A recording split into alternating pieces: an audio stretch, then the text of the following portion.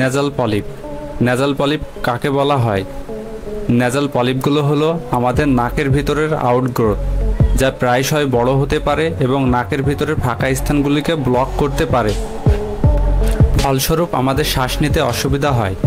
নাকের ভিতর ফাঁকা স্থানগুলিকে নেজাল ক্যাভিটি বলা হয়।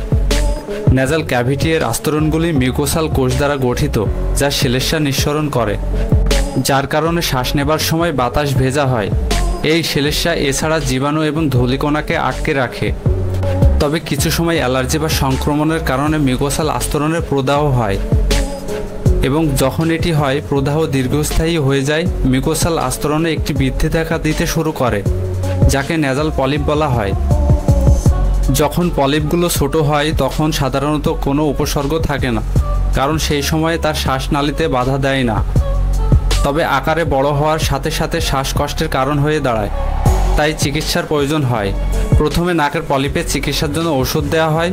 ওষুধের মধ্যে রয়েছে স্টেরয়েড, যা পলিপ সংকুচিত করতে সাহায্য করে। তবে যদি ওষুধ দিয়ে সংকুচিত না হয় বা খুব বড় হয়ে যায়, তখন অস্ত্রোপচার করা হয়। নাকের পলিপ অপসারণের প্রক্রিয়াকে পলিপেক্টমি বলা হয়। রোগীকে প্রথমে জেনারেল অ্যানেস্থেসিয়া দেওয়া হয়, এরপর সার্জন ক্যামেরার মাধ্যমে টিউবের সাথে ব্লেড ঢুকিয়ে দেন। এরপর সার্জন ক্যামেরার মাধ্যমে ভালোভাবে দেখে পলিপ অপসারণ করেন। পলিপ অপসারণের ফলে রোগী আবার সহজ শ্বাস নিতে পারেন।